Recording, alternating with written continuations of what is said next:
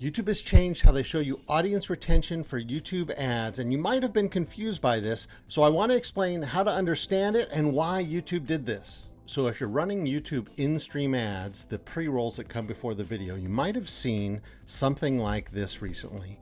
And what is happening in YouTube audience retention? Well, YouTube made a change to make it actually more accurate to what's actually happening. New way, old way, new way, old way. And I want to remind you, you can always go down to the see more. And when you go down to see more, you actually get more info as to where the traffic is coming from. This is coming from a skippable YouTube ad. So what does audience retention normally look like? Well, this is what one that's pretty good looks like. There's not too dramatic a drop at the beginning, and it pretty much holds steady throughout the video. Here's what a sort of bad one looks like, in that it drops a lot at the beginning and then is pretty low for the rest of the video. So not that good audience retention. And real quick, please say hi in the comments so I know you were here. Now there's 3 colors in this one, and this one's the skippable YouTube ad. You might see there's 3 colors, and these all combine to make a single line on the homepage of your YouTube analytics. But you can see here what happens with this video. Right in these first 5 seconds, there's a drop in this video. But what happens with YouTube ads, particularly the ones that show up in front of a video? How does YouTube charge the customer, the advertiser, for running those videos? Well, they charge the advertiser if the video goes longer than 30 seconds. Not the skip, the 5 seconds. If someone skips before 30 seconds, it is not counted as a view, and the advertiser is not charged.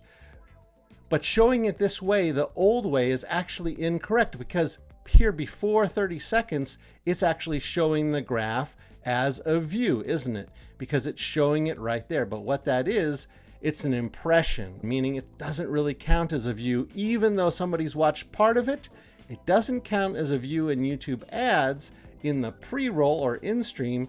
But in the view count, they were never counting views that started before 30 seconds. So only once it got way down to here was it starting to be counted as a view. So just to repeat this point, this is where people dropped off because they started to hit the skip button after 5 seconds. And then there's a strong drop off because that's how pre-roll ads work. But at 30 seconds, that's actually where a transaction took place. That's where Google Ads, YouTube ads charge the advertiser for a view here at 30 seconds. And that's where the view was actually counted. So here's the old way, and let's compare it with the new way real quick. New way, old way, new way, old way. Now, old way for these skippable ads, remember pink is skippable ads, after 5 seconds, the viewership started to drop, but these were actually impressions. So these were impressions of people who did not become views. Recorded here accurately is when they're dropping off, but they're not properly recording what's an impression and what's a view. Here, they're saying essentially because there's been no drop off. There's been drop off. There's been a lot of drop off because the impressions is much more than the views. Because views are only a subset of impressions. There's a lot more impressions than views, right? There's a lot more impressions than views, but they're just not counting them here. They're not showing you how much drop off there is. So what they're showing you here is of the subset, of the smaller group of people who kept watching, who became views at 30 seconds, those people are still watching. So essentially, this should always be essentially 100% at 30 seconds because you got some views. You got some views of people watching to 30 seconds.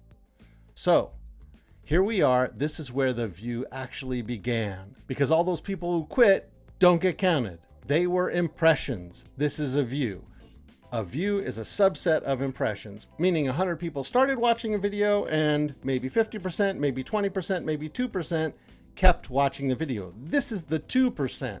And that's how those views are calculated. So you'll start seeing, instead of this at your drop off point at 5 seconds, you'll start seeing it here at 30 seconds. So don't be confused by that. It's a better way of doing it. It's more accurate.